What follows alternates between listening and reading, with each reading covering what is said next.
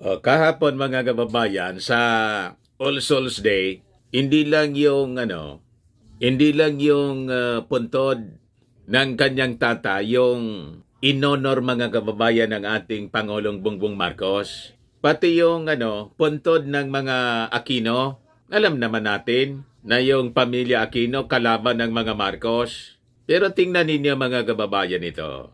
Sabi diyan sa balita ng Philstar, Marcos sends Reds to tombs of Ninoy Cory. Noy. O yan po, yung ating Pangulong Bongbong Marcos. Malamang niya Mr. Maravillas. Tumaas naman yung kilay niya ng mga dilawan. May masasabi na naman. May nasabi nga po. Si Raisa Robles, nakita ko may post. Hipokrisya niya. Hindi talaga ninyo ma-appreciate yung ginagawa ng ating Pangulong Bongbong Marcos. Inoon pa man po, mga kababayan, nang mamatay mga kababayan si Cory, nakiramay po yung pamilya Marcos, si Bongbong, si Amy. Pumunta po doon, namatay si Ninoy, si Noynoy. Ganon din po yung ginawa ng pamilya Marcos. Kasi hindi po sila nagtatanim ng galit. Yung mga Aquino man lang po yung galit. At saka yung mga dilawan. But before ko ibigay sa inyo mga kababayan yung full story, click subscribe muna dito sa ating YouTube channel and hit the notification bell para lagi po kayong updated sa mga kaganapan dito sa ating bansa. Like and share na rin po ninyo ng ating video para marami yung makapanood. At wag na rin po ninyo mga kababayan na skip yung ating mga commercial ads para tuloy-tuloy lang ang pag-unlad ng Bagong Pilipinas. Ipakita ko muna mga kababayan sa inyo yung pagbisita ng buong family kasama yung mga pare. Di ba? Yung pamilya Marcos po, kahit yung nanguna sa pagpatalsik sa kanila, si Cardinal Sin. Pero hindi po namimersonal yung pamilya Marcos. Tingnan ninyo, kasi yung pamilya Marcos, mga Katoliko po sila. Tingnan ninyo, kasama yung mga pare, santambak na mga pare po. Di ba? Kasama sa bumisita sa puntod ni Apulacay at nag-offer ng mass. Yan po ang pamilya Marcos, hindi po sila namimersonal. Yan po. Nakita ninyo, si Mrs. Marcos. Yan po yung puntod ni Apulacay. Napakaganda ng puntod ni Apulacay sa libingan ng mga bayani na gustong ipahukay ng mga dilawan.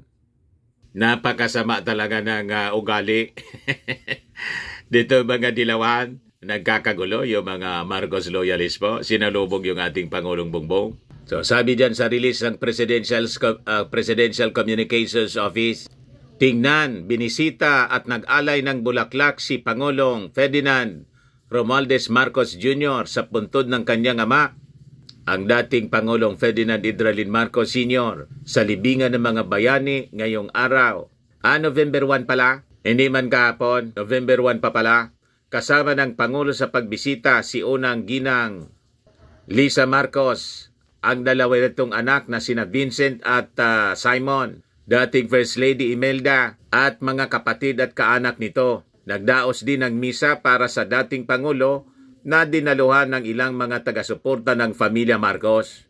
Kasama sa mga taga-suporta po, yung mga pari, Diba? Yung nanggatong man lang po ng gulo, mga kababayan, si Cardinal Sin. Kasi si Cardinal Sin po, talagang dilawan na dilawan. Dugong dilaw po. Chinese. Cardinal Sin po. Ngayon, sabi nga natin, hindi po namimersonal yung pamilya Marcos. Kahit siniraan silang siniraan at naging dahilan kung bakit na-depost po ang dating Pangulong Apulacay dahil po sa pamilya Aquino. Di man po sila inaano.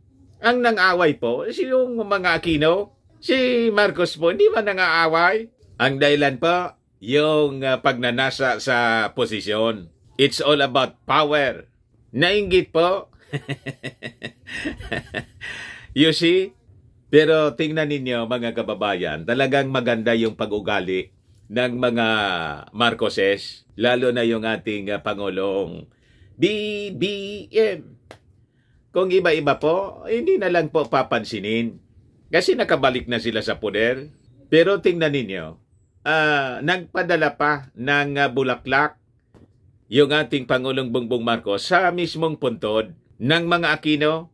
Ayan pa, padala ng ating Pangulong Bongbong Marcos. So hindi lang sa kanyang tatay, pati sa mga Aquino. Kaya naman yung pagpapala nandyan sa ating Pangulong Bongbong at sa pamilya Marcos, tingnan ninyo.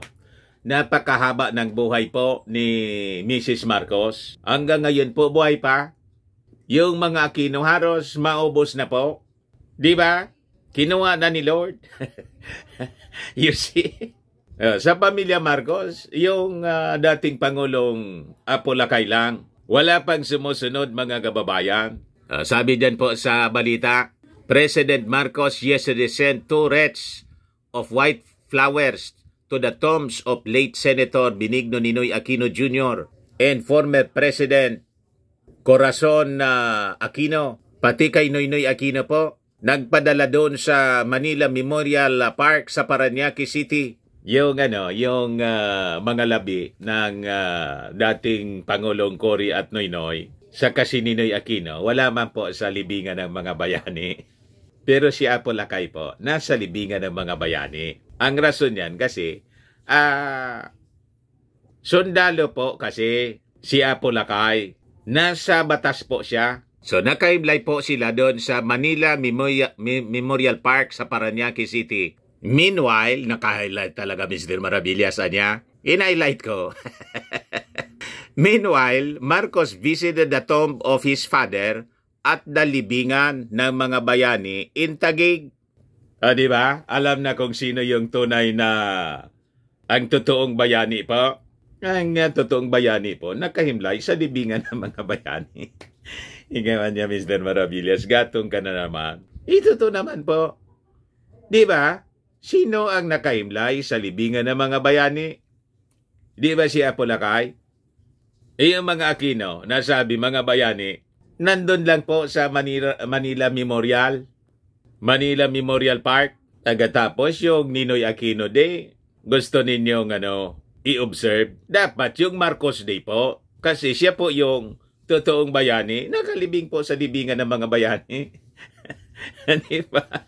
So sa kanyang mensahe, sabi ng ating Pangulo, let us remember the courage that our saints and dearly departed have shown amidst their plight, so we may be empowered to be bold and living with and for Christ, no matter the difficulties that we face in this world. Makikita po ninyo yung ating Pangulong Bongbong. Talagang gusto niya na i-unite, pagkaisahin ang lahat ng mga Pilipino. Yun ang kanyang mensahe po dito. Na tigilan na ninyo mga dilawan yung politika. Kaya hindi ko kayo siniseryoso. Dinatawanan lang natin yung mga attacks ng mga dilawan. Di ba? Tumulong na kasi kayo para makabawi kayo. Pag hindi po, hindi na kayo magkakabalik sa politika. Diri-diritso na kayong matutunaw niyan.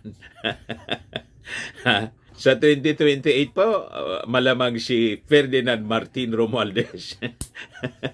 Another Ferdinand. Then after, kung hindi, si Amy Marcos. Isiendayan niya, Mr. Maravillas. Pwede man siya kumandidato. Kaya lang po, palubog na. More than 1 year pa lang sa posisyon, palubog na po si Inday. Then, ang susunod niyan, another Ferdinand Sandro. Di ba? Parang ganun na nga niya, Mr. Maravillas. Malamang ganun na. Ganun yung mangyayari. Kasi po, yung mga Marcos, makikita po ninyo yung kabutihan sa kanilang puso. Hindi sila mapagtanim ng sama ng loob. Serbisyo lang sila ng serbisyo sa ating mga mamamayan. Tingnan ninyo. O di ba landslide yung ating Pangulong Bongbong? At kahit anong paninira po ng mga kalaban, including Maudigs, hindi tumatala po sa mga Marcos Romualdez. Si Martin tumalon yung kanyang rating sa latest survey ng Tugon. So, baliktad yung naging epekto. Gusto niyang bumango si Inday, dinefend niya si Inday sa confidential funds. Lalong bumantot. Lumambog po ng 12%. Si Martin lumundag ng 6% po. Malapit na. 9% na lang po yung lamang ni Inday. Malayo pa yung 2028. 5 years away pa. Sabi nga natin, malamang sa mga susunod na surveys po, pumatas na si Martin kay Inday.